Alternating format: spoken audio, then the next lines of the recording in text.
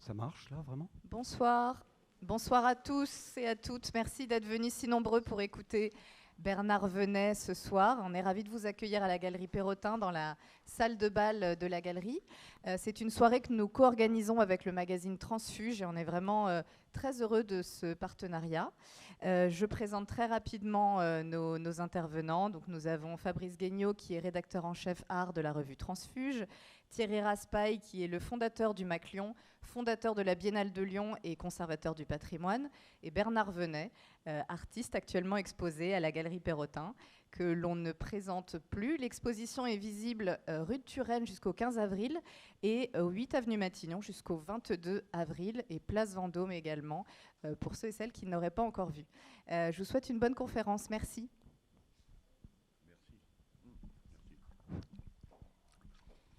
Vous n'êtes pas trop... Il vaut mieux que ce soit vous qui commenciez, comme ça je me remets doucement, oui. D'accord, ça va? Vous n'êtes pas trop... Ça va bien aller. C'est plus physique que l'aquarelle, hein, apparemment, ce que vous avez fait, c'est... Mais la Galerie Perrotin, justement, a eu tellement de dépenses avec mes transports qu'ils m'ont demandé de faire de l'aquarelle. Mais je ne suis pas mauvais en aquarelle aussi. On va faire un essai. Donc c'est un grand moment pour vous, non? Ça fait 20 ans que vous n'avez pas eu autant de... 22. 22 ans. Personne ne voulait m'exposer. Ouais. Donc vous avez vous êtes exposé chez Perrotin dans leurs 3 espaces, les 2 espaces de la rue de Turenne et l'espace de l'avenue Matignon. Vous avez aussi une expo chez Pierre-Alain Chalier. Et enfin, sous le haut commissariat de Jérôme Sens, je ne sais pas s'il est là, la place Vendôme, avec aussi 2 installations, etc. Donc, c'est un moment que vous attendiez, qui était très important pour vous. Pourquoi il y a eu autant de silence ou d'absence? Bernard, c'est une question plus large. Qu'est-ce qui explique que les institutions françaises sont un tout petit peu timides à ton égard? Alors, on ne peut pas dire les institutions françaises, parce que j'ai exposé à Lyon, et dans plusieurs musées français. Oui. Plusieurs musées français, oui. Pas mal d'endroits, et puis aussi Versailles, et à Paris quand même, à la Tour Eiffel, le Champ de Mars, et puis aussi les Tuileries, tout ça. Parlons d'institutions parisiennes. Oui, voilà, on parle des Parisiens. Eh bien, parce que je suis peut-être trop provincial. Je suis niçois, puis je suis parti à New York, je ne suis pas passé par Paris, et quelquefois... Non, mais ce n'est pas moi qui ai la réponse, hein, vraiment. C'est pas moi qui ai la réponse, c'est eux qui ont la réponse. Parce que, voilà, je suis passé un peu sous silence. Vous savez, quand on se débrouille dans la vie sans certaines personnes, tout à coup, ils se disent, mais il n'a pas besoin de nous, et puis ils vous laissent comme ça à l'écart. Mais tout ça rentre dans l'ordre. Je suis très confiant, très confiant.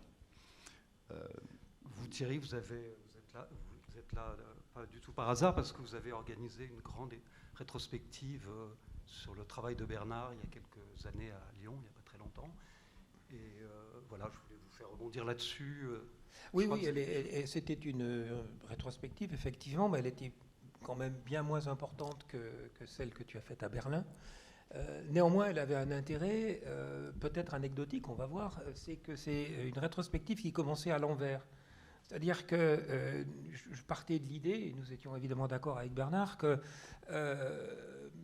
la partie sculpture avait un tout petit peu oblitéré les parties antérieures, notamment ces grands moments de peinture, on va dire, hein, puisque tu es... Enfin, c'est ridicule de dire cela, mais tu commences à être peintre d'abord, tu fais de la peinture, c'est une peinture un peu particulière. Ça commence en 61, enfin ça commence même avant, puisque tu as même des images là des toutes premières peintures de 59-60, un tout petit peu influencées par Klee. Puis en 61, donc il y a cet fameux épisode de Carpiagne où tu es incorporé, comme tous les jeunes Français de l'époque, c'est en pleine guerre d'Algérie d'ailleurs, et c'est là où on voit déjà ce qu'est Bernard Venet, c'est-à-dire qu'en pleine guerre d'Algérie, il parvient à convaincre un capitaine que, sous le prétexte qui est faux, qu'il prépare une exposition à Paris dans une galerie, il se retrouve avec un atelier à l'armée. Et donc pendant plusieurs mois, il va pouvoir travailler, et c'est là qu'il commence à travailler avec de la laque, mais aussi avec du goudron. Hein. Donc tes premières peintures, c'est du goudron, c'est cette idée de la matière. Alors il n'y aura pas que cela, hein, dans les années, en 61. Il y a bien sûr cette fameuse performance dans les détritus. Je ne sais pas si on remonte toute la biographie, mais enfin cette année 61 est très très importante. Et s'il y a une pièce que je voulais citer, c'est Gravier Goudron, cette espèce de chose étrange qui n'est pas tout à fait une pièce sonore, mais un peu, qui n'est pas vraiment une installation, mais qui l'est quand même, et qui est déjà dans quelque chose qui est la circularité et la tautologie. C'est un des grands invariants de l'œuvre de Bernard que d'essayer d'aller vers cette monosémie. Donc on en parlera peut-être. Mais tu voulais peut-être montrer quelques peintures, non, non. Ben oui, je vais illustrer là, ce que tu viens de nous dire. C'est amusant de voir que... Alors, c'est pas ça, c'est celle-là, hein, on est d'accord. Oui, voilà. Bon, c'est pour montrer des tableaux que j'ai faits lorsque j'avais 17-18 ans. Ah oui, alors comment je fais C'est bien, je ne gêne pas. Ouais, voilà, ça va aller comme ça. Ça veut dire qu'il y a 2 camps désormais, c'est ça? Oui, c'est ça. Oui. Peut-être qu'à 2, on arrive. Mais moi, je suis tellement épuisé que vraiment pour l'équilibre. En tout cas, oui, quand j'habite Nice, je suis décorateur à l'Opéra de Nice et je passe mes week-ends à faire des tableaux parce que j'ai envie, il n'y a que ça qui m'intéresse, Je suis pas très bon pour aller dans les soirées, faire plaire aux filles et tout ça, donc je reste chez moi en me disant un jour tu verras, je me débrouillerai mieux que vous. Et je fais donc des tableaux qui sont très influencés par des problèmes, on va dire métaphysiques. Ici, je l'appelle La vie, c'est un tableau qui est assez grand comme ça. La vie, donc mort en action et puis plus tard après. Et là, c'est un Christ en croix. J'ai été très marqué à l'époque, je ne sais pas, par la religion. Et d'ailleurs, vous voyez ça, je ne sais pas, voilà. Et là, on a encore un Christ en croix qui est ici, mais il est tellement foncé, il est tellement dans les ténèbres qu'on le voit très mal. Il faut le voir en réalité pour bien le comprendre. Là, ici, c'est un autre tableau qui s'appelle La vie est une permission de la mort. Vous avez le personnage au milieu, c'est toujours moi d'ailleurs, hein, qui est au milieu. Dans une surface or, la vie est assez belle et tout, mais dans la réalité, il y a ce noir total de l'absence qui a eu lieu avant et qui aura lieu après. Enfin, vous voyez, j'ai écrit un texte qui n'est pas trop mal, mais je suis incapable, après les performances que j'ai faites, de vous le sortir de mémoire. Et là-bas, c'est tout simplement un autoportrait. Et puis, ça y est, là, voilà. Alors, le grand événement, c'est effectivement quand je suis à l'armée. Oui, je suis pris pendant que nous sommes en guerre d'Algérie. On me prend parce qu'on me dit, mais vous serez un intellectuel, vous taperez la machine, voilà. Mais vous ne tiendrez pas les fusils, tout ça. Donc, pendant les 2 premiers mois où, généralement, on s'entraîne aux armes et tout ça, eh bien, moi, je me balade et j'ai rien à faire. Et je me promène un jour à côté de cette sorte de, comment on appelle ça, pas un cliff, comment on appelle un cliff, Coulée de goudron. Hein? C'est une coulée de goudron, en fait. Non, oui, mais la surface, c'est une falaise. Falaise, voilà. Je suis devant cette falaise et je vois cette coulée de goudron comme ça et je suis fasciné. J'ai eu un choc énorme tellement que je suis allé chercher un copain pour qu'il vienne me faire des photos. On a fait pas mal de photos, il m'en reste que 2 malheureusement. Celle-ci et une autre où je marche et on voit la falaise dans le fond. Mais c'est un moment important parce que j'aimais bien le noir à l'époque et j'aimais bien le noir. Je voulais faire des tableaux noirs mais je ne voulais pas faire des soulages. Alors donc la solution, vous comprenez, quand vous envoyez 3 coups de pinceau comme ça, pardon, je reviens. Oui, il faut comprendre d'abord. Hein. Voilà. Quand vous ne voulez pas envoyer 4 coups de pinceau qui ressembleront à un soulage, eh bien, vous cherchez une solution. Et un jour, je vois la gravité elle-même, la nature, me proposer quelque chose qui est absolument extraordinaire et qui va avoir un impact énorme sur moi. D'ailleurs, il n'y a qu'à voir. Alors ça, il y a un désordre. Là, c'est Chanel qui s'est trompée, c'est mon assistante. Mais vous voyez déjà là, alors donc, je suis à l'armée. J'ai un atelier, j'ai fait croire au capitaine et à l'adjudant et à tout le monde que j'avais un contrat avec une galerie de Paris. Je passe mon temps, j'ai un atelier qui est, allez, on va dire 15 fois plus grand que cette pièce, et je passe mon temps à faire des tableaux. Voilà, avec des reliefs, c'est du carton. Et je carton fais récupéré. Récupéré, tout, des tout est récupéré, voilà, des déchets exactement. en fait. Et j'appelle ça des déchets. déchets, en me disant, c'est pas le genre de truc que les bourgeois vont mettre dans leur chambre à coucher.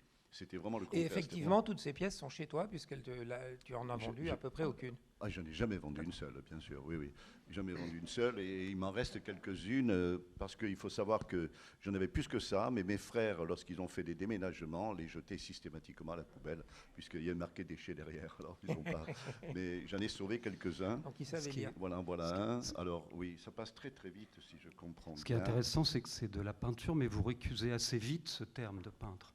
Oui, la preuve, la voilà, c'est que tout de suite, je me dis qu'il faut d'abord la peinture. Là, il y avait de la peinture sur le carton. La peinture se faisait toute seule. Hein. C'est pas moi qui peignais avec un pinceau, avec le goût des choses, avec un talent particulier. Non. Et tout de suite, comme j'ai vu le goudron, j'utilise le goudron pour faire des tableaux. Le goudron, en me disant, ce qui est formidable, c'est que ce n'est pas de la peinture, je montre de la matière. Et ça va devenir plus évident dans un tableau qui est en fait là, qui sont ici. On me voit, ça, je suis à Nice à l'époque et je fais des tableaux qui sont assez grand format, pour 1,20 m par 1,50 m, et ils sont uniquement recouverts de goudron. Et je dis, ce sont des tableaux, oui, du goudron. Ce n'est pas une composition. Je n'utilise pas du goudron pour faire un tableau. Le tableau est du goudron. Voilà. Oui, c'est l'idée de la matière. On retrouvait ça déjà dans les détritus, dans cette fameuse déjà dans les détritus, voilà. Et on va le retrouver très vite, si je suis encore bon pour partir dans la bonne direction. Ouais, voilà. On va le retrouver, bien entendu. Alors ça, c'est alarmé encore une fois. Comme je fais des détritus, bon, je le dis très vite, mais disons qu'un jour, j'ai eu la chance, la surprise surtout, de rencontrer Martial Reis, qui venait passer ces 2 jours. Vous savez, on passe 2 jours, les hommes, avant de partir à l'armée, d'être orientés vers la marine, vers l'aviation, la terre et tout ça. Et je rencontre Martial Reis par hasard, qui est en train de passer ces 2-3 jours. Et le soir, je suis tellement heureux d'avoir rencontré pour moi un artiste célèbre alors qu'il n'avait toujours pas exposé. Il avait fait une exposition, mais il était à la veille d'exposer à la Biennale de Paris. Mais pour moi, j'avais vu des photos dans les magazines. Pour moi, c'était déjà une hyper vedette. Et quand il s'en va, je suis allé faire cette performance parce que je me déchaîne. Je me dis, mais là, je suis trop coincé avec mes trucs. Il faut que je fasse quelque chose de très puissant, très fort, qui va marquer. On va voir un peu. Et je suis allé me coucher dans les poubelles. On a fait plein de photos. Alors, j'en ai encore quand même 5 ou 6, mais je vous ai montré que celle-ci. Autrement, je vais parler pendant 3 heures. Alors ici, voilà, l'équivalent un jour. Je vous dis tout ça. Là, on est en 63, mais j'aimerais bien que tu parles de la brouette qui est au fond, puisque là, puisque tu es parti chronologiquement, nous sommes en 61, tu es toujours à l'armée, voilà. Et c'est cette fameuse gravier-goudron, ce dispositif qui enregistre son propre déplacement, en fait. C'est entre la performance, le processus d'installation, etc. Mais oui. Voilà. En fait, j'étais très attiré par les idées d'Yves Klein. Je ne voulais pas faire comme Yves Klein. Il avait un discours transcendantal. Moi, je voulais faire tout à fait le contraire. Mais quand même, le fait qu'il ait fait de la peinture, de la sculpture, qu'il faisait des photos, montage, mais qu'il faisait aussi de la musique, le son, il a fait sa composition monotone, je disais, il faut envahir tous ces domaines. Il faut élargir énormément. Et c'est comme ça qu'un jour, j'ai pris une brouette de l'armée, tout à fait typique comme ça, mais comme nous avions plein de machines à enregistrer, comment on appelle ça, hein, oui, enfin, vous voyez ce que je veux dire. Je suis un peu fatigué, il faut que vous me pardonniez sur magnétophone. Le style de magnétophone. On en avait plein parce qu'on enregistrait les nouvelles recrues pour savoir un peu comment ils réagissaient à certaines questions. Je suis allé prendre un magnétophone, je l'ai mis sur la brouette et j'ai tourné en rond comme ça dans un lieu où il y avait du gravier. Et j'ai enregistré le bruit de la boîte. C'était très autoréférentiel. Ce qui se passait, ce que j'obtenais, c'était vraiment le résultat direct. C'était le comment qui faisait le quoi. Voilà, le comment, je m'y prenais pour faire le quoi. Et ce qui est intéressant, c'est juste une anecdote, c'est que Robert Morris a fait ça 3 mois avant, mais tu ignores tout, tout le monde l'ignore, dans sa fameuse Box with the Sound of Its Own Makings, qui est devenue célèbre, tandis qu'entre-temps, ta brouette... Ce qui est bien dommage, puisqu'on est vraiment sur dans les mêmes perspectives, cette idée de la circularité et de l'autoréflexivité. C'est une question de temps, tout ça. Oui, non, absolument. Est-ce que vous aviez des échanges avec les gens de Nice, les artistes de Nice, justement? Oui. Alors, pas en 61, parce que là, je connaissais strictement personne, sauf Ben, qui a été, je dois le reconnaître, un stimulant énorme, parce que chaque fois qu'on faisait quelque chose, il se moquait de nous en disant que c'était ringard et tout ça, donc il fallait pousser, on poussait. Bon, je n'ai pas été influencé par son travail, mais par son comportement ou son attitude, toujours l'idée d'aller au-delà de ce qu'on avait déjà fait. Il a été important pour ça. Et donc, un jour, je vous dis, voilà, un tas de charbon. Alors, il y en a parmi vous qui ne savent pas que j'ai fait une sculpture qui s'appelle le tas de charbon. 1963 quand même, juste 63, on n'avance pas vite, mais on a gagné 2 ans. Voilà, oui. Oui, je suis à Nice et je suis à l'époque où j'ai fait ces tableaux que vous avez vus il y a 2 minutes de moi en train de peindre sur le sol, comme ça. Encore une fois, une technique de travail qui n'a rien à voir avec le peintre classique qui peint sur un chevalet avec un pinceau qui recule, qui regarde. Non, je mets du goudron, je fais couler dessus avec une raclette, j'en mets partout. Je le soulève, il coule, je le tourne, il coule, jusqu'à ce que ça s'arrête un peu, et puis je le montre comme ça, je montre du goudron. Et alors, c'est intéressant parce que le jour où je suis dans mon atelier en train de faire des tableaux comme ça sent tellement mauvais mon goudron dans mon petit appartement, atelier minuscule, qu'un jour je décide d'aller me promener vers la promenade des Anglais, de respirer un tout petit peu pour me nettoyer les poumons. Et là, je passe sur l'avenue de Verdun, à côté du jardin Albert Ier, où j'ai aujourd'hui une grande sculpture, mais à l'époque, ce n'était pas prévu. Et je passe là, et qu'est-ce que je vois? Alors, vous voyez, c'est intéressant cette anecdote parce que ça montre le processus de création. Quelquefois, les choses viennent d'une manière rationnelle, on réfléchit, on dit, tiens, si j'ai fait ça et ça, je pourrais faire ça. Hein. Mais quelquefois, c'est l'accident qui fait que vous allez faire un bond en avant, comme ça. Et je me promène donc sur l'avenue de Verdun, et tout à coup, je vois un tas de gravier mélangé à du goudron. Je m'arrête. Alors, il sert à quoi? Il sert tout simplement à rénover la route qui est à côté. Il y a un trou, on va le boucher. Mais je m'arrête là et je me dis, mais c'est formidable. En fait, j'ai en 3 dimensions ce que je fais chez moi en 2 dimensions. Mais c'est une sculpture, voilà, il faut élargir, il faut le faire. Et je me dis, comment je vais faire? Simplement, le lendemain, je trouve absolument pas de solution. Comment on trouve du gravier? En plus, ça pèse une tonne, un morceau de gravier. Enfin, disons, un truc de gravier comme ça pèse déjà une tonne. Donc, ma solution, c'est de prendre du charbon. Je suis allé à l'Opéra de Nice.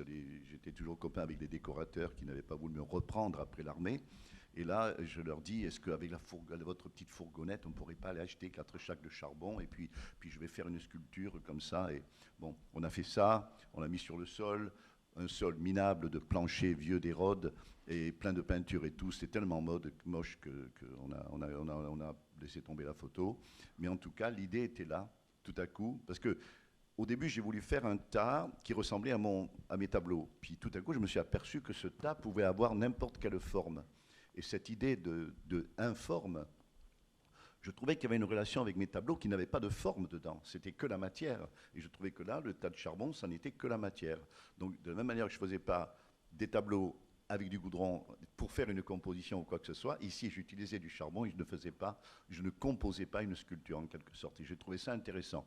Plus tard, j'ai pu le développer bien mieux.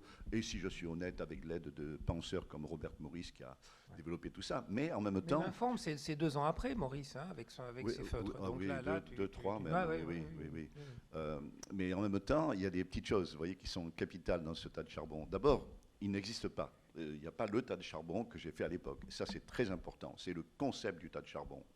Deuxièmement, la gravité qui lui donne sa forme. Okay, c'est pas artificiel. Je suis pas en train de faire comme un Giacometti ou comme quelqu'un, même en sculpture abstraite, quelqu'un qui monte comme ça une structure. Et c'est important, j'insiste un tout petit peu là-dessus, parce que c'est vraiment tous les paramètres qui définissent, si on accepte ça comme une sculpture, tous les paramètres sont complètement changés par rapport à l'histoire de la sculpture. Dans le passé, vous aviez une sculpture de Rodin, vous êtes là, il n'y a personne qui vous regarde, vous avez envie de toucher, parce que Rodin l'a fait, Rodin l'a touché, il y a du fétichisme qui rentre en jeu. Ici, pas du tout. Ici, on téléphone au charbonnier du coin, on lui dit « Ah, vous êtes gentil de nous porter 2-3 tonnes de charbon, on va le mettre dans la galerie, et quand c'est fini, écoutez, on vous payera un petit peu, puis vous le ramènerez chez vous. » Autrement dit, c'est incroyable, parce que vous avez le tas de charbon de votre ami Bernard Venet qui est là dans la galerie, et c'est le vrai. C'est la pièce. Mais quand c'est fini, il retourne à sa place, vous voyez, il retourne là-bas. Il y a d'autres paramètres qui rentrent encore une fois en jeu. La gravité. La gravité, voilà, c'est important. Mais ça, je croyais que je venais de le dire, puisqu'il disait qu'on n'est plus dans la verticalité telle que l'anthropomorphisme de la sculpture nous a toujours incité à le faire.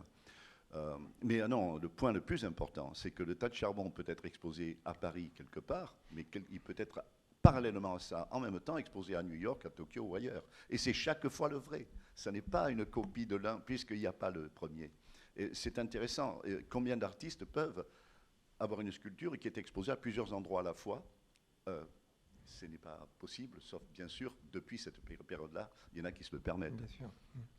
Alors quand même, ça n'est pas n'importe quel tas de charbon. Je me souviens, il y a très très longtemps, on avait nous-mêmes fait un très très beau tas de charbon, très symétrique, et tu es arrivé avec 3 coups de pelle, tu l'as complètement détruit. Mais néanmoins, je remarque que tu attaches malgré tout de l'importance à ce tas de charbon. Des petits coups de pelle. Alors, oui, donc l'idée, c'est de faire en sorte qu'il devienne informe. Voilà. Mais pour cela, on est obligé quand même de manier un tout petit peu la pelle. Parce que, oui, alors le musée de Genève l'a exposé, sans que je le sache, et d'une manière un peu conique, comme tu avais fait toi. Et je l'ai laissé comme ça. Et d'ailleurs, je l'ai reproduit dans un livre récemment. Bernard Huin, Bernard Cesson a écrit un livre de 200 pages que sur ce tas de charbon, toute son histoire. C'est assez pointu comme travail. Il faut avoir épais comme livre. Hein, c'est épais comme livre. c'est épais, absolument. Et c'est très riche, c'est tellement. Il faut avoir des références, il faut vraiment connaître l'histoire de l'art pour pouvoir lire ça avec beaucoup de facilité. Bon, les copains, on n'en est qu'en 1963. Je voulais rebondir un peu sur la notion d'accident. C'est très important pour vous, quand même. C'est même primordial. L'accident, d'abord dans la surprise, on découvre, oui, il y a beaucoup d'œuvres d'art, par exemple, ce qui est exposé en ce moment à Paris, sur la place Vendôme. Comment c'est né cette chose-là? Eh bien, tout simplement, encore une fois, j'étais en train de faire des arcs, vous savez, classiques, comme je fais d'habitude, en me disant que bon, ça va, j'en ai fait assez des comme ça, il faut que j'essaie autre chose. J'en mets plus pour voir un peu, j'essaye de les charger. Et tout à coup, il y a une soudure qui casse, et le truc tombe et se déforme en quelque sorte. Et je dis, Et alors j'ai un assistant hongrois qui parle ni le français ni l'anglais, il prend le tas, puis il le jette sur la table et il dit, monsieur, venez. Alors je dis, Puis je lui dis, ok, tac, tac, tac, tac, tac, tac, ça veut dire qu'il faut souder. C'est le seul mot qu'on sait dire. C'est dire, monsieur, venez, moi je dis tac, tac. Et on a tout soudé ça, j'ai trouvé que c'était formidable, et de là est partie l'idée des effondrements tels qu'on les voit à Place Vendôme. Mais l'idée de l'effondrement, ou disons de l'accident, existait déjà depuis pas mal d'années. Les tableaux qui sont exposés à la galerie aussi participent d'un accident, non, au départ? Les tableaux dans la première salle à gauche. Difféomorphisme. Encore une fois, je ne prévoyais pas de faire ça. Raconté, oui, je ne prévoyais pas de faire ça. Oui, c'est intéressant pour on va en voir, si vous voulez, on a... Oui, alors ça c'est bon, c'est déjà... Oui, non, mais ça c'est quand même tout à fait intéressant. C'est une pièce qui a été réalisée aussi très longtemps après sa conception, tout simplement parce qu'elle était trop coûteuse pour la galerie, oui. Et c'est simplement un miroir noir, et tu as réalisé des pièces qui sont totalement noires, voilà, complètement constituées de miroirs dans lesquels on entre. Donc, voilà, encore une fois, c'est l'idée du miroir noir. D'ailleurs, suivant l'espace qu'on a, on le fait très grand ou on le fait petit. J'en ai quand même un qui mesure à peu près 2 mètres sur 2, qui est tout à fait conventionnel de l'époque. Là, on a, oui, ça c'est des trucs un peu pointus. Vous voyez, en 63, j'ai eu l'idée un jour quand Ben est venu me voir en me disant, Bernard, tu crois que tu fais des choses originales avec tes tableaux noirs? Eh bien, regarde. Et il m'a montré un numéro de Art International, double page, publicité, je ne sais plus si c'est Pace ou c'est Douane Galerie, je crois que c'est Douane, qui exposait, donc, qui faisait une exposition de Ad Reinhardt. Et il me dit, regarde, il fait des tableaux noirs depuis longtemps. J'ai regardé ça, j'ai dit, c'est pas la même chose que moi, parce que lui, il peint avec un pinceau, il fait même une croix et tout, et moi, je verse du goudron. Ça, vraiment, c'est très loin, mais c'est vrai que visuellement, comme ça, dans une image, ça ressemble. Et je me suis dit que j'avais 22 ans, je me suis dit, mais il y a tellement de choses à créer que je ne vais pas m'endormir là-dessus. Et je suis donc parti dans cette idée-là, et j'en ai fait, jamais personne n'en a voulu un, donc il me reste que ce dessin et un autre, en fait, où je propose que le tableau que le collectionneur va décider, là, cette distance aussi entre l'œuvre et moi est capitale, elle revient toujours. Le collectionneur dit, moi je voudrais un tableau de 2 mètres par 2. Je dis, très bien, ok, alors on fait une toile et on divise le tableau en rectangle. À l'époque, je disais de 30 cm par 10. Voilà, on dessine ça avec des crayons. Et le premier jour que je lui livre le tableau, je peins, moi, le premier rectangle. Et après, tous les mois, chaque premier du mois ou le 5 du mois, mais régulièrement, tous les mois, il doit peindre un rectangle. Donc là, tout à coup, on parle d'autre chose. Il y a une idée de système, il y a une idée de participative aussi de la personne, mais c'est surtout le temps qui rentre en jeu. C'est un nouveau élément qui n'avait jamais été tellement pris en compte, mais le temps rentre en jeu dans la création du tableau. Donc le titre, je crois que c'est processus du recouvrement d'un tableau. Voilà, et quand le tableau était terminé, il fallait le détruire. Très important. Donc il n'existait que pendant 6 ou 7 ans, 4-5 ans, suivant la surface et le nombre de rectangles qu'il y avait. Et là, celui qu'on a ici qui est présenté, c'est chaque fois que j'ai une exposition dans un musée, on en peint pendant 1 mois ou 2. Hein, c'est ce qu'on avait fait. C'est ce qu'on a fait, ouais. Exactement. Ah oui, ouais. Voilà. Et la dernière fois, c'était à Tempelhof. Le rythme était hebdomadaire, hein, chez nous, mais voilà. Oui, on avait un peu triché, mais ça paraît logique. Oui, mais c'est très bien. C'est très bien. Bon, voilà. Et du coup, je me lance dans des... On va arriver au tableau tout de suite, là. Je me lance dans des reliefs en carton. en me disant que j'ai envie de faire des tableaux, de peindre des tableaux comme on peint des voitures. Encore une fois, vous voyez ce refus de la peinture normale, de l'acrylique, de la peinture à l'huile, du pinceau, du talent et tout ça. Donc je prends des reliefs, je mets des morceaux de carton que j'agence et je les peins au pistolet compresseur. Bon, à l'époque, je le fais moi, maintenant je le fais faire par quelqu'un d'autre. Mais ce qui est intéressant là, c'est que ces tableaux, il y en a d'autres ici, voilà. Voilà, on en voit une exposition, je ne sais pas où, mais si je sais où, c'est dans le sud de la France. Ces tableaux doivent être repeints, autrement ce ne sont plus des œuvres de moi, c'est-à-dire qu'ils doivent être en parfait état. Il faut qu'on ait l'impression qu'ils ont été peints il y a 1 mois, 2 mois, 3 mois, en tout cas qu'ils sont parfaits avec une laque idéale. Et idéalement, je demande même au possesseur du tableau de le peindre d'une autre couleur, c'est encore mieux, et il décide de lui-même. Tous les tableaux que vous voyez là ont tous été repeints, et c'est pour ça que le noir qu'il y a là-bas au fond, aujourd'hui, il est rouge, ou bien il était rouge et maintenant il est noir. Je ne sais plus, mais il y a un catalogue où il est reproduit, où je montre bien. Mais tous ont été repeints. Il n'y en a aucun Ils ont tous été repeints dans les 3 dernières années. Mais si un jour il y a une petite égratignure, le moindre petit truc, si la laque n'a plus sa brillance, hop, on change. D'ailleurs, une collectionneuse, un collectionneur célèbre a accepté lors de l'Expo de Lyon de repeindre dans une autre couleur une peinture qui était d'époque. Hein, donc, exactement. C'est un espèce d'arrachement pour arriver à cette cohérence-là. Mais oui, mais je leur avais dit que je ne voulais plus reproduire le tableau parce que je dis pas de moi. Elle m'a dit, mais comment, c'est toi qui nous l'as vendu? Oui, je vous ai vendu un tableau, mais il ne ressemble pas à ce que je vous ai vendu. Parce que regardez, la couleur n'est pas belle, il a changé un peu. Il faut que ce soit impeccable. Ici, ici, on a des tableaux dans le fond que vous pouvez voir, mais il y a des tubes devant. Ces tubes, vous les connaissez mal, vous les connaissez peut-être, vous n'avez jamais vu. Mais qu'est-ce qui se passe? Quand j'arrive à New York en 1966, le 3e jour de mon arrivée, c'est le 3 avril d'ailleurs, c'était peut-être même le 5 comme aujourd'hui, je vais au Guggenheim. Et là, au Whitney Museum, pardon. Et là, j'ai le choc, je découvre les artistes de l'art minimal pour la première fois. Je ne savais pas qu'il y avait des artistes américains qui faisaient des tableaux abstraits. Parce qu'il faut comprendre le contexte. Moi, en France, nous avions la vague du pop art, la vague du nouveau réalisme et celle de la figuration narrative. Critique. Oui. Oui. Alors, tout revenait à la figuration. Je veux dire que si on faisait quelque chose d'abstrait, on était ringard complètement. Mais moi, la figuration ne m'a jamais intéressé, sauf quand j'avais 17 ans, et encore, vous avez vu ce que c'était. Mais autrement, je voulais absolument rester dans ma voie, une voie un peu plus dure, un peu plus sobre et tout ça. Et je découvre les Américains, mais alors en même temps que je vois la relation entre leur travail et le mien, eux qui peignent aussi avec des lacs industriels, eux qui font quelque chose qui est assez géométrique. Le dernier tableau que vous avez vu, il était un peu... Celui-là en particulier, vous voyez, c'était assez sobre comme composition, hein. C'est pas du Poliakov.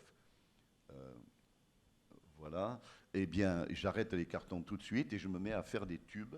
Alors d'abord, au départ, j'ai pas l'argent, mais je coupe des tubes en carton, comme ça, en biseau, et je les peins en jaune, qui est une couleur qu'on appelait à l'époque minium. Je sais pas, c'était une couleur qui était, voilà, on peignait les grues avec et tout ça. Donc c'est une manière que j'appelais neutre, mais et je présente ça jusqu'au jour où, plus tard, j'ai pu les réaliser en plus grand, en copiant précisément les petites maquettes que j'ai toujours d'ailleurs et qui sont au musée. Oui, tu es d'ailleurs passé par un dessin technique, puisque à Céret, tu as envoyé Et le voilà. Et alors, tout va basculer un jour où je fais ces tubes, mais ils sont tout petits, je n'ai pas les moyens de les faire en grand. Et je suis invité à une exposition au musée de Céret, une exposition un peu internationale, européenne, comme ça. Et on me dit, Bernard, tu nous mets un truc le plus pointu que tu as. Je dis, oui, c'est des tubes, mais ils sont gros comme ça. Le plus grand était comme ça, peut-être. Alors je me dis, qu'est-ce que je vais faire? Et je décide de faire un plan industriel, en disant que je vais exposer ça, en leur disant que s'ils veulent le réaliser en grand, eh bien, ils le feront en grand, et puis voilà. Je fais ce plan, je le mets sur mon mur, je le regarde comme ça, et je me dis, mais c'est pas inintéressant, ça. Tous les artistes font des objets. Et si moi, je montrais une information sur l'objet, ça serait autre chose. Et j'aimais bien aussi la rigueur, la radicalité, la difficulté. C'est le début de votre passion, votre intérêt pour tout ce qui est un peu scientifique. Et voilà, c'est le prochain qui arrive. Exactement, etc., exactement. Et je trouve intéressant l'idée de faire des plans. Alors, comme j'ai un frère qui est dessinateur industriel, il est dans les Alpes d'Haute-Provence, je prends mon scooter ou le train, je ne sais plus, et je vais le voir. je lui pique plusieurs livres et je commence à copier des dessins industriels comme ça.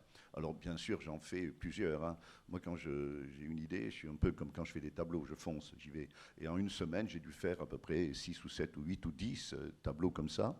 Et je regarde ça et je me dis, ouais, il y a quelque chose, mais il y a encore une référence à la nature, puisqu'un engrenage comme ça de mécanique, c'est un truc qui existe quelque part ou qui pourrait exister. Je me dis, il y a mieux que ça, ce serait un diagramme de mathématiques. Là, on est dans le pur, aucune référence à quoi que ce soit qui est extérieur au tableau. Et je vais vite à la Sorbonne à Paris et j'achète un livre sur les maths. Et je commence à faire des tableaux, et là, je suis très excité. Je me dis, ça, c'est le truc. Mais vous ne comprenez rien, non, ça fait pas... Je comprenais. Ça, c'est facile à comprendre, mais oui. la question de vous ne comprenez sur les rien, maths, quand ça devient très... Non, voilà, ça va être intéressant, parce qu'effectivement, il y a des tableaux qui arrivent de suite après, que, bien entendu, je ne comprends pas, mais quand on me pose la question, je dis, mais vous savez, on n'est pas obligé de comprendre ce qu'on montre. D'abord, si je fais votre portrait, je ne vous connais pas bien, je peux faire votre portrait, déjà, sans savoir votre date de naissance et tout ça. On n'a jamais de quoi que ce soit une connaissance totale. Mais en même temps, M. Cézanne, qui peignait des arbres, des fleurs et des plantes, n'était pas un spécialiste en botanique, vous voyez. Et M. Malevich, qui peignait des cercles, des carrés et des ronds et des triangles, n'avait pas fait d'études de géométrie. Les gens ont des a priori comme ça, non. Et puis Giotto, je lisais l'autre jour que c'était... Non, je ne sais plus lequel. Mais enfin, disons que Giotto n'était pas nécessairement un grand croyant pour peindre toutes ces scènes. Vous savez, ce sont des sujets qui... D'ailleurs, il y a un truc à écrire un jour, peut-être qu'il existe, c'est sur l'histoire du sujet dans l'histoire de l'art. Le sujet a fait évoluer l'histoire de l'art considérablement. Il y a d'autres trucs à dire, mais ça serait trop long après si je dis tout. Mais alors là, ce qui est intéressant, je vais vous le dire tout de suite en regardant cette image, vous voyez. Quand je me suis arrêté de faire toute ma période conceptuelle, dont vous allez voir 2-3 trucs, 2-3 autres exemples, je me suis aperçu que personne ne comprenait et ne trouvait le langage parmi les critiques pour définir avec une certaine rigueur la réalité de ce travail. Laurent Saloué, le grand champion, directeur du Guggenheim, l'homme qui a créé le mot pop art, enfin un très grand historien de l'art, a écrit un très bel article sur moi, enfin un grand article sur moi dans Gallery Magazine aux États-Unis. Alors j'étais très fier d'avoir un grand article et puis d'avoir par Laurent Saloué, mais quand je lisais ça, je me disais mais oui, c'est pas ça, parce ils essayaient tous de justifier mon travail qui n'avait rien à voir avec l'art. Tel qu'on le connaissait, ils essayaient de justifier en essayant de trouver des références. Alors on aurait pu tout à l'heure, avec mon engrenage, penser à Picabia, qui a fait des tableaux où il a mis des engrenages, mais c'est tout à fait le hasard, je n'étais même pas au courant. En tout cas, moi, j'ai voulu travailler. Je suis arrivé en France en 1973 et je me suis plongé dans des livres de sémiologie, de structuralisme, un peu de philosophie pour apprendre à penser. Je n'étais jamais allé beaucoup à l'école avant.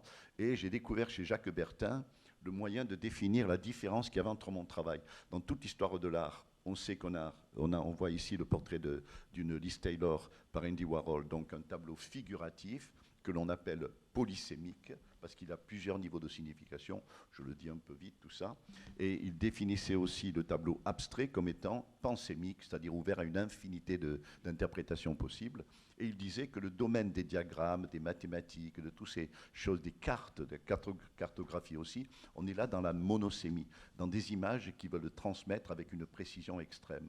Et tout à coup, moi je dis que si j'arrivais à faire passer que ces tableaux, eh bien, c'est de l'art. Tout à coup, je faisais une cassure énorme par rapport à toute l'histoire auparavant.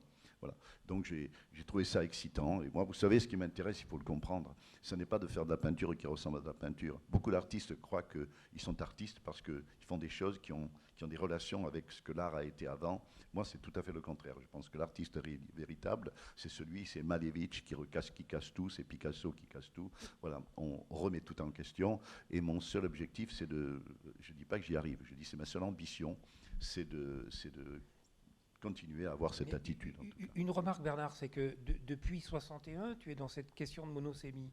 Hein, le gravier-goudron, tout ça, oui, voilà. le tas de charbon, etc. On peut citer les premiers diagrammes, mais c'est seulement quelques années plus tard que, découvrant Jacques Bertin, tu peux commencer à parler rétrospectivement de ce que tu fais. Parce que quand tu arrives à New York avec Jack Ullman et que tu fais cette espèce de performance, la Judson, où 3 scientifiques font chacun un cours extrêmement spécialisé sur l'astrophysique, sur la biologie, mais simultanément, et donc on ne comprend rien. on est dans une espèce de monosémie brouillée, et cette monosémie là va t'introduire sur les saturations. Mais ce que je trouve extrêmement curieux dans ton travail, c'est que tu fais, et ensuite, souvent par hasard, mais quelquefois pas, tu parviens, grâce à une recherche X ou Y, de formuler ce que tu as, de passer par le langage, ce que tu as réalisé dans les formes, quoi. Et ça, c'est assez curieux, parce qu'on le trouve souvent dans ton travail. C'est presque un standard. C'est comme si les mots confirmaient. Voilà, oui, mais voilà. ça me paraît tout à fait logique.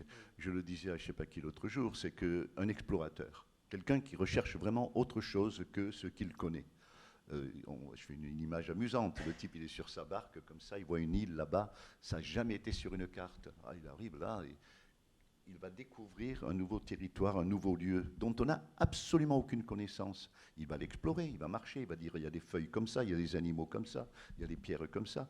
Mais il ne pouvait pas donner la définition avant de ce qu'il allait découvrir. Et l'artiste véritable, qui est le pur créateur, il ne théorise pas avant d'avoir fait des tableaux. C'est après sur la réflexion, sur la quantité d'œuvres qu'il voit, l'évolution de son travail, qu'il trouve une logique. Mais c'est intéressant, quand tu parles de monosémie déjà avec le tas de charbon. Le tas de charbon, c'est l'autoréférentialité. Oui, voilà. oui, mais on y arrive petit à petit. Ah non, Petit à petit, le goudron aussi, c'est un carré, c'est un tableau, mais c'est aussi... Mais certains ont parlé de monosémie avec le tas de charbon, mais un puriste dirait que c'est pas... Non, on est bien d'accord. La monosémie, c'est vraiment le diagramme avec une précision extrême, parce que le tas de charbon, on peut appeler à 36 000 interprétations encore. En tout cas, c'est une structure qu'on retrouve depuis le départ. Exactement, ah oui, ça, toujours. Voilà un tableau. Alors ça, vous voyez des tableaux ici qui sont tout à fait l'origine de tout ce qui s'est passé après. Vous en avez vu un, je vous le remontre là. Vous voyez, vous avez un arc, en quelque sorte. Il y a un arc là, et puis en bas, parabole de la fonction y égale 2x au carré plus 3x moins 2. Vous avez donc ce qui va se développer dans mon formalisme, dans mon travail sculptural, les arcs et tout. Et en bas, vous avez l'équation qui va devenir tout le travail que j'ai produit avec la peinture. Là, ce tableau-là, il contient tout le départ, il a tout. Même si à l'époque, quand je l'ai fait, je ne pensais pas une seconde que ça allait partir dans cette direction. Voilà. Et ici, par exemple, vous avez une démonstration, vous avez des lignes droites, comme j'ai pu les explorer depuis pas mal de temps, dans ma sculpture aussi, dans le relief aussi. Là, ici, une autre encore, c'est un tableau ça, qui est de l'époque de 66, mais qui a été détruit dans un feu chez Bruno Bischofberger. Il a perdu tout son storage à une époque, donc il a disparu. Et je me suis fait une copie pour moi, parce que pour mes rétrospectives, je n'ai aucun scrupule. Moi, le fétichisme, c'est pour les autres. Si j'ai envie de faire un tableau, si un tableau a été détruit, je le refais, puis je marque 66, 2008, et puis c'est tout. Il n'y a aucun problème. C'est la communication qui m'intéresse. À tel point que, vous voyez celui-ci, tiens, voilà. Ici, on a un dessin que j'ai fait. J'avais préparé plusieurs dessins à l'époque, en 66, pour faire de beaux tableaux, en me disant ça serait chouette de faire ça. Mais j'ai pensé que c'était trop beau.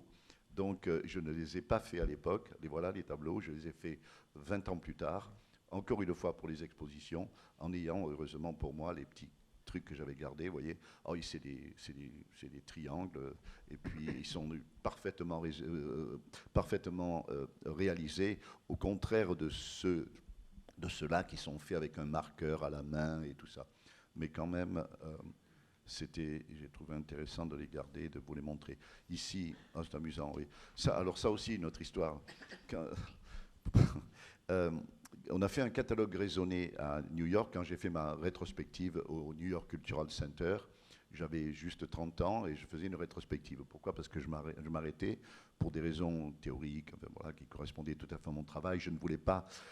J'avais développé un travail qui était tellement rationnel, objectif, que je n'allais pas comme ça faire intervenir des éléments subjectifs pour continuer à faire des tableaux et satisfaire le marché, les collectionneurs, les gens qui adoreraient avoir des tableaux de moi, d'autant plus que peu de gens s'y intéressaient parce que c'était trop difficile. C'est pas le genre de choses qu'on met dans les salons comme ça. Mais quand j'ai fait le catalogue raisonné, j'ai fait une sélection, figurez-vous. Et ce tableau qu'on voit ici, où je suis devant, je l'ai détruit. Autour de moi, j'ai des gens qui pleuraient parce qu'ils me disaient « Mais Bernard, tu es fou, c'est ton plus beau tableau. » Je dis « Oui, mais tu vois, on dirait un Mondrian. » Ça me faisait penser vertical, horizontal. Non, je l'ai détruit.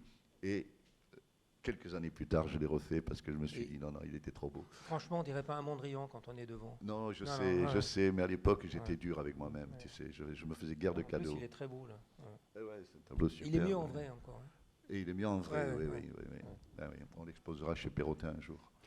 Vous m'avez confié avant-hier, vous étiez l'ennemi de la répétition. Ça vous oui. définit bien. On voit Ouais. déjà à l'époque, vous voyez, tout de suite. Alors, qu'est-ce qui se passe aussi? C'est que ces tableaux, je les trouve trop beaux. Donc, qu'est-ce que je fais? J'arrête complètement. Et les gens pouvaient les identifier facilement. Ah oui, tu sais, celui où il y a des verticales, des horizontales. Ou alors, non, celui où il y a des points comme ça, qui va venir dans 2 minutes. D'ailleurs, je vous le montre comme ça, parce qu'il n'est pas dans l'ordre. Celui-là, vous voyez, c'était de 67, ça aussi. Celui qui est ici, voilà, qui est au MoMA. Voilà, celui qui est ici avec 2 lignes, encore une fois. Vous voyez les 2 lignes qu'on peut retrouver dans mon travail maintenant. En tout cas, juste pour dire que je me lasse complètement de ce que je viens de faire. Je ne veux plus faire des tableaux sur toile. Et c'est Sol Lewitt un jour qui me dit, alors que je lui demande son avis, je lui dis, tu sais, je voudrais faire des sérigraphies sur toile de trajectoires de protons comme ça, mais où est-ce que je pourrais aller? Il me dit, mais non, fais des photos, fais des photos. Et je suis passé à la photo, des blow-up, des grands blow-up. Là, ici, c'est papier millimétré. Voilà, c'était pour justement neutraliser le côté visuel des œuvres. J'écrivais des textes entiers comme ça pendant des journées entières de textes mathématiques ou astrophysique ou commence un peu à souffrir ou physique nucléaire. Et puis alors, je voulais aussi investir des domaines qui n'avaient jamais été conçus, jamais été imaginés dans l'histoire de l'art. Comment est-ce qu'on peut demain mettre des tableaux qui représentent le stock market? Non mais vraiment, attendez. Et pourtant, celui-là est exposé aujourd'hui à la Monnaie. Je le dis entre parenthèses et j'ai oublié d'aller au vernissage. Bon. Ouais, j'ai complètement enrayé. En tout cas, il est exposé là-bas. Et donc là, vous avez vu sur toile, vous avez vu sur papier millimétré, maintenant vous voyez sur photo. Oh, je fais des trucs avec la télévision, j'ai touché à tout. Je touchais à tout parce que je voyais que c'était possible. Et au départ, je dis l'anecdote de la bourse sur la télévision au MoMA, elle est intéressante. Tu pourrais peut-être la dire en 2 mots. Ben voilà, oui.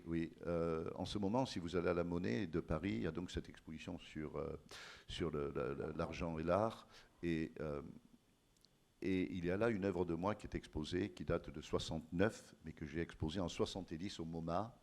À New York, à cette exposition très historique qui s'appelle Information. C'est la première fois qu'on faisait une exposition avec un texte, avec des œuvres qui ne ressemblaient pas du tout à de la peinture ou à la sculpture. Tout à coup, ce n'était plus les côtés formels qui intéressaient les gens, mais le contenu, la matière intellectuelle, la matière théorique du travail qui intéressait.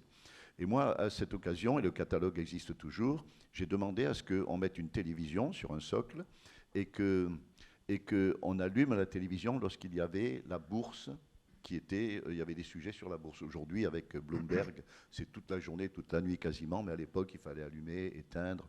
Donc j'ai demandé de faire ça, très bien. Le vernissage a lieu, mais je ne suis pas à New York, parce que je fais une rétrospective en Allemagne à ce moment-là. Mais dès que je rentre à New York, je fonce à l'exposition, content comme tout d'exposer au MoMA, et je regarde, et mon œuvre n'est pas exposée. Et je vais me renseigner auprès de Kynaston McShine, qui était le curateur. Je lui dis, mais pourquoi il n'y a pas mon œuvre? Elle me dit, Bernard, écoute, je suis désolé, mais tu sais, c'était très dérangeant de voir une télévision avec du son et puis des images comme ça, et les gens s'arrêtaient, regardaient tout, ça faisait du bruit, ça dérangeait les autres. Vous vous rendez compte, c'était en 70, à cette époque-là, le MoMA n'avait jamais montré un écran avec des images. Et je disais tout à l'heure à Thierry que de la même manière que l'urinoir de Marcel Duchamp a été censuré, ben moi aussi, vous voyez, comme quoi ça... C'est pas mal. Hein. Mais oui, c'est pas mal. Artiste, il faut avoir ça dans sa vie, être censuré. Mais oui, mais c'est... Remarque, tu avais dit à Marcel Duchamp combien il était académique par rapport à ce que tu faisais. Donc, alors, tu sais, si je rentre là-dedans, on peut rester jusqu'à 10h du soir ou bien... Ah non, il y a ma femme qui veut que je coupe. T'as vu, ma femme, quand elle fait comme ça veut dire que je coupe. Dis-moi quelque chose, toi. Justement, vous l'avez rencontré, je vais poser des questions peut-être aussi. Duchamp, vous avez... Parce qu'il c'est ce qu'on essaye déjà. Oui, il a rencontré Marcel Duchamp. Alors, allez, en 1 minute, raconte-nous l'affaire de Marcel Duchamp. Ah non, mais c'est une histoire formidable. Non, c'est une histoire formidable. Je suis resté 5 heures avec lui. Je ne l'avais jamais rencontré. Je l'ai rencontré parce que, vous le croirez ou pas, c'est lui qui a demandé à me voir parce que quelqu'un, bien entendu, lui a parlé de moi en lui disant que je faisais des choses tellement différentes. Et c'est vrai que quand on voit ça, allez, en 66, 67, on ne voyait pas des tableaux qui ressemblaient à ça. Et puis j'avais un discours, donc le type dit à Duchamp, il y a un artiste qui fait des trucs comme ça. Alors, je vous raconte très vite, je vais aller très vite. Le type m'appelle au téléphone, j'habite chez Armand, que je squatte, et il me dit ah, devinez où j'étais aujourd'hui. J'ai dit où est-ce que vous étiez? Il me dit ah, j'étais chez Marcel Duchamp. Il dit vous avez de la chance, j'aimerais bien que ça m'arrive à moi ça. Il me dit mais vous allez le voir. Je vais le voir, oui, oui, parce qu'il veut que vous l'appeliez et je vais vous donner son numéro de téléphone. Je vous assure, ça paraît prétentieux, je vous le dis comment ça s'est passé. J'ai raconté 10 000 fois cette histoire, donc chaque mot est vraiment le mot de l'époque. Donc il me dit, voilà, vous l'appelez, pas de problème, quand vous voulez. Et vous savez ce que je lui ai dit? Pardon encore une fois. Je lui ai dit, j'avais rencontré le nouveau Marcel Duchamp. Je lui ai dit, non mais là, attendez, moi je ne vais pas oser le voir, hein, si c'est comme ça. Bon, le lendemain, je raccroche, j'appelle, je prends le téléphone tout de suite d'ailleurs, et j'appelle chez lui, et je tombe sur Sidney Duchamp, qui me dit, je lui dis, ah, vous savez, je suis Bernard Venet, vous savez, monsieur Easy Fishman, ah oui, oui, oui, je vous passe Marcel. Je vous passe Marcel, d'accord, ok. Allô, monsieur Duchamp, voilà, je suis Bernard Venet, l'artiste dont monsieur Fishman vous appelle. Ah oui, oui, oui, oui, oui. Bah, écoutez, venez me voir, parce que il m'a dit des choses assez spéciales sur vous, ça m'intéresse, votre goût pour... Mais venez me voir quand vous voulez. Ah, j'ai dit, moi, vous savez, je suis libre tout le temps. Hein. Ben, venez me voir demain après ma sieste à 3 heures. Ok. Le lendemain, à 3 heures, je sonne, j'arrive chez Duchamp, là, je fais un peu court mon arrivée, certains trucs, mais on se met à parler. Alors, au début, j'avais préparé le coup. Vous savez, vous avez 26 ans, il a 81 ans, je crois. Il y a quand même un décalage. Moi, personne ne sait qui je suis, et lui, c'est le héros, pour moi encore plus. Mais Duchamp n'était pas, il faut bien savoir, à l'époque, le Duchamp d'aujourd'hui. Hein, aujourd'hui, c'est le mythe absolu. À l'époque, c'était un très grand artiste historique et tout. Mais je me souviens de livres qui sont sortis en 1958, dans lesquels on mentionnait à peine Duchamp. Pour vous dire un peu, des livres sur l'histoire de l'art. Hein. Bon, on commence à parler, et au bout d'un moment, puisque je vais faire vite, je lui dis, écoutez, monsieur Duchamp, moi, ce qui m'intéresse dans votre travail, c'est la radicalité de vos propositions. C'est vraiment, vous avez fait des choses que jamais dans l'histoire de l'art, personne n'aurait pu concevoir. C'est formidable. Il me dit, ah, oui, oui, oui. Et alors, je lui dis, vous savez, écoutez, c'est gonflé, hein. Et je lui dis, écoutez, on se parle, parce que ça, là, on parlait déjà depuis 2 heures, parce que je lui ai raconté que j'avais plein de copains à lui, à Man Ray, je lui ai raconté des histoires très drôles sur Man Ray, je lui ai parlé des histoires d'Armand, bien sûr, qui joue aux échecs avec lui, de Christo, qui le connaissait bien, de Takis, de tous les gens, j'ai créé une introduction comme ça, et bon, comme je ne suis pas trop désagréable, il me trouvait sympathique, et on était 2 Français, on parlait, même s'il y avait un décalage énorme, on se parlait, on se racontait les souvenirs des uns des autres. Et à un moment, je lui dis, écoutez, puisque je peux me permettre de vous parler comme ça, vous voyez, j'ai réfléchi hier soir et je voudrais vous dire un peu que mon travail, s'il est accepté un jour comme art artistique, eh bien, je peux vous montrer que c'est beaucoup plus radical que tout ce que vous avez fait. Ah, dites-moi. Et alors, il faut le faire. Hein. Et la démonstration, j'attends le contraire. Je lui dis, écoutez, c'est très simple. Vous voyez, vous êtes beaucoup plus dans la tradition que moi. Parce que les artistes, il y a 2 voies principales dans l'histoire de l'art, où tous les artistes, dans lesquels tous les artistes ont travaillé. La première, c'est celle où ils ont regardé le monde autour d'eux, ils ont vu le monde, ils l'ont interprété, représenté ou présenté. Alors je lui dis comme ça, je lui dis présentation, non, je lui dis interprétation, représentation ou présentation. Et je lui dis présentation, c'est vous. Vous n'avez pas peint le porte-bouteille, vous l'avez pris, vous l'avez montré. Mais, monsieur Duchamp, ce porte-bouteille, il aurait très bien pu être dans une nature morte de Van Gogh, de Cézanne ou de n'importe qui. Tandis que moi, une équation mathématique, ça n'est pas un objet tangible que l'on voit autour de nous qui se promène comme ça. On le prend, on le met sur la table et Van Gogh ou Cézanne va le peindre. On est tout à fait dans un autre univers. Donc vous voyez, à ce niveau-là déjà, vous êtes dans la tradition et je ne suis pas dans la tradition. Après, il y a une deuxième ligne dans laquelle vous êtes aussi et je ne suis pas. C'est celle où les artistes, qui n'ont pas représenté la nature autour d'eux, ont fait généralement de l'art abstrait, généralement. En tout cas, ce qu'ils ont fait surtout, c'est qu'ils ont laissé transparaître leur personnalité dans leurs œuvres. Hein, on pense à Jackson Pollock, je me rappelle, tellement répété cette histoire. J'ai dit, pensez à Jackson Pollock et à Franz Klein, ces deux types qui buvaient du whisky à longueur de temps et qui, avec leur brutalité, faisaient ces tableaux comme ça. Vraiment, on sent la brutalité des personnages. Le contraire de Rothko, qui est dans le sacré, dans le religieux, qui est dans le calme et tout ça. Et il était comme ça aussi, Rothko. Puis après, je me rappelle, je lui ai mentionné à Reinhardt, bien sûr, voilà, avec ses tableaux noirs, qui s'habillait en noir, qui avait une attitude comme ça. Je lui parle, je me rappelle de Mondrian aussi, je lui dis Mondrian, avec ses tableaux, ses verticales et ses horizontales, et je lui dis, il ressemblait à ces tableaux, il était raide comme un passe-passé, Mondrian. Voilà, j'ai 2-3 trucs comme ça, et je lui dis, alors vous voyez, vous n'avez pas fait d'art abstrait, non, pas du tout. Mais vous avez laissé transparaître votre personnalité dans toutes vos œuvres, et moi pas. Je vais vous dire pourquoi.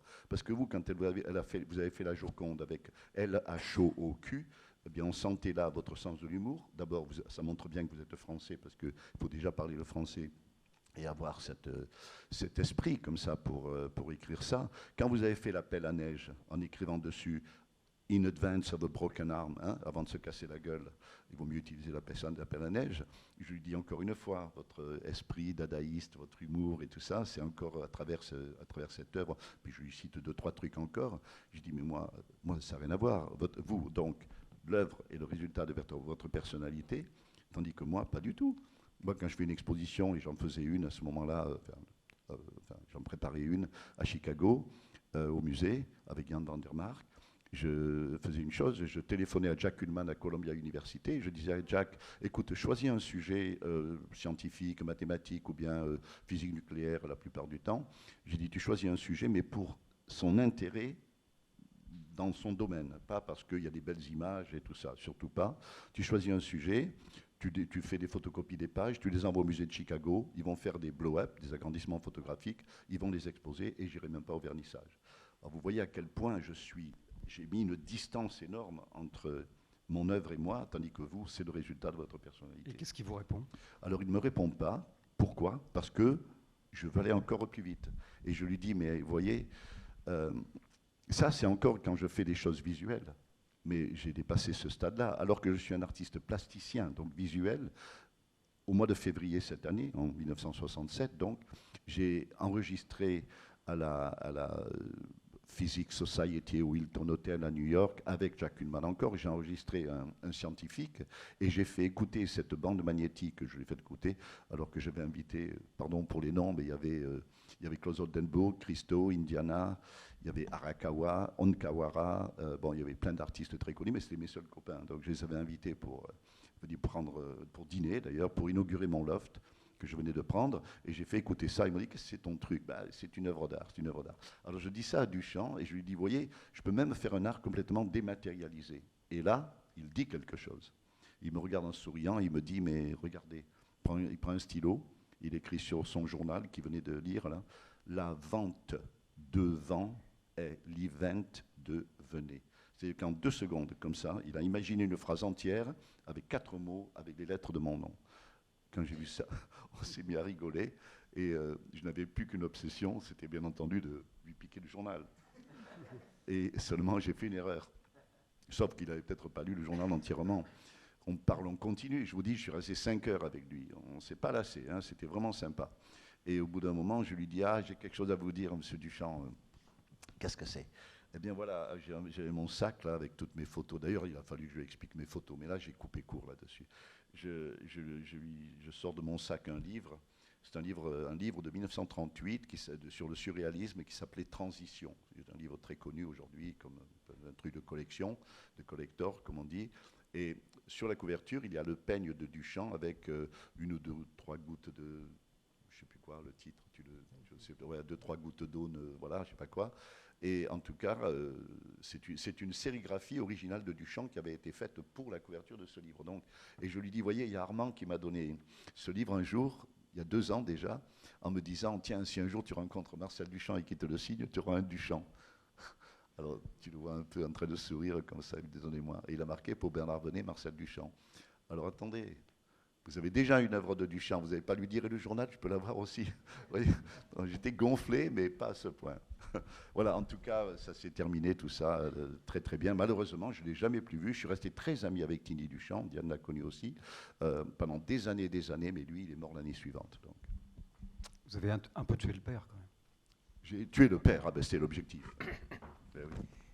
On avance un peu, est-ce qu'on passerait pas aux saturations, par Oui, exemple, oui, à oui. des choses comme ça? Oui, allez, on va avancer. Comme ça, vous voyez des tableaux. Alors, ça, c'est pas de Voilà. la peinture, c'est bien, effectivement, mais c'est un travail en 2 dimensions. C'est ce que je voulais montrer aujourd'hui. Voilà. Alors, en 76, je me remets à peindre et je prends des figures géométriques très simples. Et encore une fois, le tableau autoréférentiel. Vous avez un arc avec sa mesure en degrés. Vous avez ici 2 angles avec leur mesure en degrés. La forme du tableau est dépendante, bien entendu, du sujet. Et Ici, c'est avec ça que tu vas à la Documenta. et c'est ce tableau-là qui était un documentaire, là, oui, c'est celui-là, oui. Et là, voilà, d'autres variations, arc, angle, voilà, et qui vont être le début de tout ce qui va suivre et qui se développe dans la sculpture. Des arcs encore et des lignes droites ici, vous voyez, qu'on trouve dans tout mon travail sculptural. D'abord les reliefs et après la sculpture. Et puis voilà. Et je m'arrête, après ça, je fonce sur les reliefs en bois, je développe le travail sur la sculpture et je ne fais plus de tableau. Jusqu'en l'an 2000, où un jour, on est dans le loft à New York et je commence à en avoir marre de ce décor qui m'entoure. Je me lasse de tout. Hein. Il faut que je change, que ça change, que ça change. Donc je dis, j'en ai marre d'avoir sur ces murs toujours ces mêmes tableaux. Il y avait un Sol Lewitt superbe de 1970, wall drawing historique, enfin, un truc formidable. Il y avait des dessins, il y avait un Judd et tout. Je dis, non, il faut enlever tout ça. Allez. Et je demande à un assistant de peindre le mur en jaune. Et dessus, je ne veux pas mettre une œuvre d'art, parce que j'en ai marre de voir des œuvres d'art. Je lui demande de m'écrire une équation mathématique que j'avais signée comme poème et qui est dans mes livres de poésie. Donc une grande équation absolument incompréhensible. Encore une fois, complexité, incompréhensible, dont on parlait tout à l'heure. Et quand je vois ça, mais je trouve que c'est tellement mieux que tout ce que j'avais sur les murs. Il y a une fraîcheur, il y a quelque chose qui est nouveau, qui est excitant et tout. Et je prends des bouquins de maths et je commence à copier des diagrammes comme ça qui sont pour moi des choses que j'ai jamais vu, moi, des choses comme ça. Tout le monde fait des portraits, des paysages, des sujets classiques, tout ça. On fait tous la même chose. Et là, je découvre un univers d'images qui est tout à fait excitant pour moi. Alors c'est marrant parce qu'on reconnaît le style et pourtant les images ne sont jamais, voilà, 1, 2, 3, et jamais les images ne sont, les sujets sont les mêmes. Il y a une grande variété de sujets, vous voyez, qui est très riche. Et moi, c'est ce qui m'intéresse. Je m'en fous. On me dira, c'est pas de l'art. Ben, c'est pas de l'art, ok. Mais moi, ce qui m'intéresse, c'est de partir dans des directions qui n'ont pas été explorées jusqu'à présent. J'ai une question. Il y a très longtemps, à peu près avant cette époque, tu avais dit quelque chose.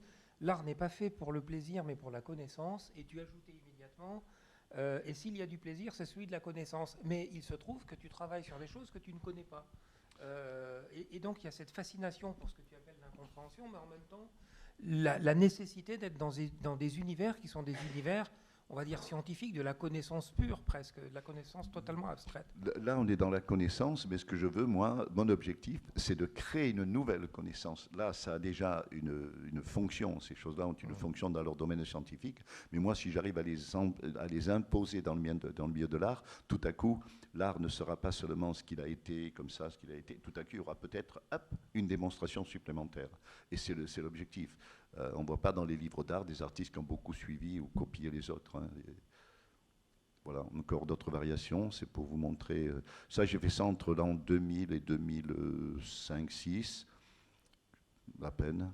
Et très rapidement, voilà, vous voyez, c'est d'une richesse visuelle, mais extraordinaire. Voilà, encore un autre tableau ici. Mais là, il y a quand même un choix des diagrammes qui est, entre guillemets, esthétique. On le trouve esthétique. Non, entre guillemets, je dis esthétique, Oui. parce que bon, tout ça tient bien, c'est équilibré, c'est... c'est la présentation. Mais la présentation, elle est très proche de ce que je trouve dans les livres. À l'intérieur du carré ou du rectangle, c'est quand même... non, c'est nous qui projetons cette composition. Moi, au départ, je soupçonne quand même de les choisir pour des raisons... Pour leur variété, comme tu l'as remarqué, tu vois, celui-ci ne ressemble pas à celui-là, qui ne ressemble pas à celui-là, qui ne ressemble pas à celui-là. Tu vois, la variété est très très grande. J'ai vraiment un choix extraordinaire. Je veux dire, le tableau qui est là au milieu avec les ronds comme ça, vous voyez à quel point ça ne se ressemble pas du tout. C'est ça qui m'intéresse, c'est de trouver d'autres sujets qui n'étaient pas connus auparavant. Alors je reviens. Voilà, et un jour, ça y est, j'en ai encore une fois assez. Et je me dis, il faut que je vois autre chose. Et comme cette idée de complexité, d'illisibilité, de difficulté de comprendre déjà les mathématiques et tout m'intéresse, je décide de saturer, de voir ce que ça va donner. Alors, là, je rentre un peu dans un truc un peu plus esthétisant. Il y a des choix de composition qui rentrent en jeu, même si je ne passe pas beaucoup de temps à le faire. Et là encore, si j'ai bien compris, c'est la lecture d'un livre d'Abraham Mols, Sociodynamique de la culture, qui te fait comprendre que c'est des saturations, et rétrospectivement, tu te rends compte qu'un certain nombre de choses que tu as produites, Oui. les photos des pages de dictionnaire saturées, les films, les concerts, la poésie, tout ça, c'est de la saturation. Oui, la performance de voilà, Judson Church, la performance bien sûr. chez Ullmann. Ouais. Oui. Et là, c'est curieux, là encore, la compréhension arrive après. Arrive après, oui. L'expérimentation. Oui. Non, mais, et puis aussi, j'ai une attitude quelquefois, quand j'ai fait la période conceptuelle, on a fait le catalogue raisonné de mon travail, j'ai complètement censuré tout ce que j'avais fait avant. Il n'avait plus de goudron, de carton, de tas de charbon, tout ça c'était ringard, c'était du formalisme, j'étais contre. Mais après, j'ai trouvé, grâce à la réflexion, la logique qu'il y avait dans tout ça. J'ai fait les connexions entre chacun de ces travaux. Voilà, ici, on est en pleine dans les saturations. Voilà, on en a 2 qui sont exposés d'ailleurs dans la galerie. Comment arrive dans ces saturations l'hommage à Kurt Gödel ? Ah ben c'est-à-dire Kurt Gödel, c'est bon, pour ceux qui ne le savent pas, c'est le plus grand mathématicien qui n'a jamais existé, qui a existé. Je veux dire, c'est lui qui résolvait les équations de Einstein. C'était 2 grands copains et ce type est arrivé à démontrer que tout ce qui a été pensé, écrit en mathématiques est faux, ou incomplet. Donc c'est incomplet, ça peut pas être juste. Indécidable et incomplet. C'est colossal. Et il a fallu un temps fou à beaucoup de mathématiciens pour accepter ces théories. Donc moi, j'ai pris ce type-là comme le cerveau le plus abstrait qui existe dans l'histoire de l'humanité, à tel point que, vous savez, que sur les lits, dans les chambres, dans le passé, on mettait une croix avec un petit laurier, et moi, il y avait l'équation, il y avait la définition de cette théorie de Gödel. On peut avoir qu'une admiration énorme pour lui, parce que un esprit à ce point abstrait, c'est vraiment supérieur au berger du coin, quoi. Petit bonhomme qui vend les pommes de terre. D'ailleurs, le sous-titre de l'hommage de 2001 s'appelle Théorème 1, théorème de la complétude de la logique du premier ordre. Oui, voilà. Ça nous en dit beaucoup, en fait. Ah, mais ça explique tout à tout le monde, d'ailleurs. Hein. Vous allez voir, tout à l'heure, je vais vous donner la définition des difféomorphismes. Vous allez voir. Oui, alors tout à coup, ben oui, j'ai fait des carrés, j'ai fait des ronds. Non, il faut que je sorte encore de tout ça. Je dois essayer d'aller au-delà. Et je commence à utiliser des formes qui sont un petit peu plus riches, comme ça. Encore une fois, c'est purement... Mais là, ça y est, je suis quand même dans la peinture. Simplement, le sujet est différent. Mais je me laisse aller au plaisir, c'est vrai. Voilà, ça c'est au MUI, ça, tandis que l'exposition qu'on a vue il y a 2 minutes, là, c'était chez toi, à Lyon. Ouais, enfin, voilà, elle était là. Bon. Voilà encore, donc, ici, vous voyez, pardon, j'espérais partir à l'envers. Voilà encore une autre configuration, avec des textes qu'il faut lire avec un miroir. Hommage à notre ami, au grand Kurt Gödel. Voilà. Non, mais attends, c'est oh mon Dieu, Léonard de Vinci qui écrit à l'envers, avec oui, un non, miroir, mais là, sur la totale, et 360 exactement, degrés, oui, bien sûr. Et donc on arrive. Voilà, et alors là encore, et c'est en voulant faire un tableau comme ça, il y a à peu près 1 an et demi, hein, j'arrive avec mon copain là, qui a l'ordinateur, et je lui dis, ok, allez, vas-y, prends ce texte-là, mets-le en rond, hein, on voit des textes en rond, c'est très facile et tout, et je lui dis, bon, alors maintenant, et lui, sans faire exprès, tout à coup, il tire comme ça, et il déforme l'image. Et ça donne des lettres qui sont plus petites, d'autres qui sont plus grosses. Et je lui dis, oh là là, attends, tu peux refaire ça? Il le refait, après s'être excusé d'avoir fait une erreur, il le refait, et je lui dis, attends, refais-en encore un peu vers là et un peu vers là. Et c'est comme ça que j'ai créé la première difféomorphose. Voilà. Alors ici, c'est une des toutes premières. Alors vous voyez, vous avez l'illusion du relief, comme ça, et ce sont des textes sur les difféomorphoses. Qu'est-ce que c'est que des difféomorphoses? Je ne suis même pas sûr que je vais pouvoir vous le dire. C'est un difféomorphisme dans la catégorie des variétés différentielles. J'ai repris ce c'est un que peu tu m'as dit, complexe. J'allais le dire pour paraître intelligent aussi, mais oui.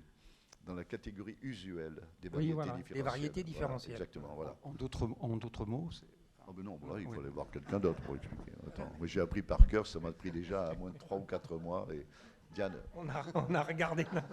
tu te souviens, toi, de la suite? Alors, alors, un difféomorphisme est un isomorphisme dans la catégorie usuelle des variétés différentielles. C'est ça.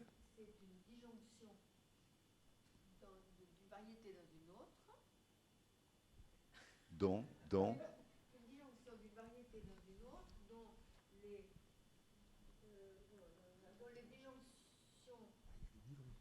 Mais en fait, on est.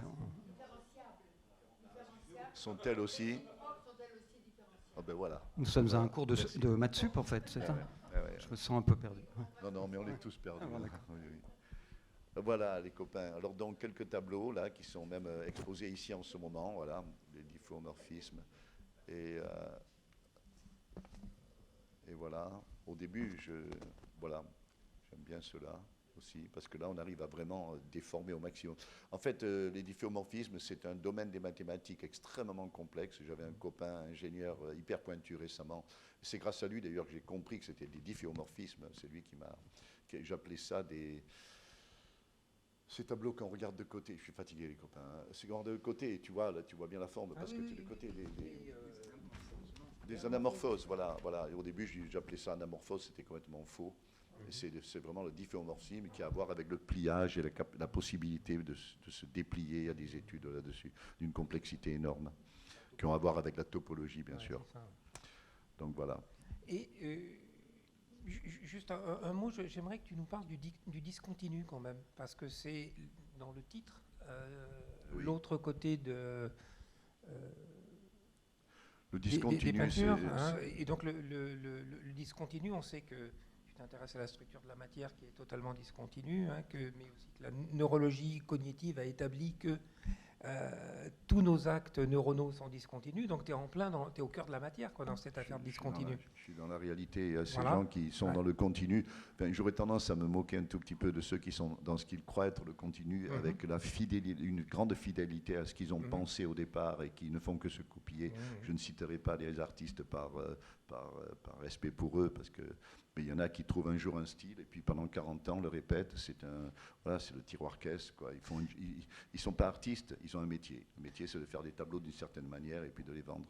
Tandis que moi, je suis dans la discontinuité sans arrêt, en train de chercher. Mais surtout, ce qui est particulier chez moi, c'est ces bons en arrière, ces trucs qui reviennent comme ça. En tout cas, les accidents, les désordres, les combinaisons aléatoires, les dispersions, les effondrements, tout ça, c'est dans le discontinu. En fait, c'est des choses qui sont où le point de départ et le point d'arrivée n'est pas du tout n'est pas lié, quoi. Exactement. Oui. Non, tu le dis mieux que moi, et c'est ça. J'ai pas de règle de toute façon, pourvu que même si c'est un bon retour en arrière, je trouve le moyen de faire quelque chose. Alors ici, on a un exemple, on a 2-3 exemples. Là, c'est les derniers tableaux qu'on va voir. Mais alors ça, c'est tout à fait, comme vous pouvez le voir, dans l'esprit de ces tableaux que je faisais en 66. Alors il faut le faire. 60 ans plus tard, quasiment, refaire des tableaux pareils. Ben, je vais vous dire, j'en ai fait 8 ou 9 de ces tableaux, comme ça, pour mon plaisir, parce que j'ai trouvé ces diagrammes tellement extraordinaires, tellement nouveaux, et puis surtout récents sur le plan du contenu. Voilà, et ça m'intéresse aussi, ces idées-là, que ces contenus n'existaient pas dans les années 60, mais en même temps, ils sont traités d'une manière extrêmement professionnelle. Autant les difféomorphismes sont faits avec des machines, pour ceux qui ne le savent pas, je peins le fond avec à l'or ou au cuivre, et c'est une machine qui peint tout le lettrage comme ça. J'ai essayé de les faire moi-même, avec mes assistants bien sûr, à la main, avec des caches et tout, et il y avait une partie quand c'est très serré, si on regarde par exemple là, vous voyez quand il y a des zones qui sont un peu plus foncées, voyez là-haut par exemple, c'était impossible. Alors j'avais mis à mes assistants, ok, vous faites tout ce qui est facile, et moi je vais gérer ça là-haut. On avait 14 tableaux tout prêts pour la galerie ici, et quand je me suis aperçu que je n'arrivais pas à le faire bien proprement, on a détruit les 14 tableaux, et grâce à ce jeune garçon qui est peut-être ici, qui m'a aidé à peindre les tableaux comme ça, c'est lui qui un jour, il était mon assistant au MUI, et il me dit, mais pourquoi vous ne le feriez pas avec une machine comme ça, vous voyez, puis vous collez le truc, puis après vous mettez un peu de peinture et on ne va pas voir que ça a été collé. Et tout à coup, je me dis, mais oui, peut-être qu'il y a des machines qui peuvent faire ça. J'ai peint tous les tableaux avec les machines, et c'est ce qu'on a exposé maintenant. Donc non seulement c'est d'abord dessiné avec des ordinateurs, les cadres et les châssis sont faits aussi avec des plans d'ordinateur qu'on envoie au menuisier, et après c'est peint par le... Oui, je ne suis pas si ringard que ça, quand même, pour mon âge. En tout cas, voilà. Et ce que je veux dire, donc, c'est que ces derniers tableaux qu'on voit blancs rappellent effectivement ceux de l'époque, mais je trouve que ça m'intéressait. Pour mon plaisir, je les ai faits. Et comme disait Jasper Johns, si l'artiste ne fait pas ce qu'il veut, qui va le faire? Merci beaucoup.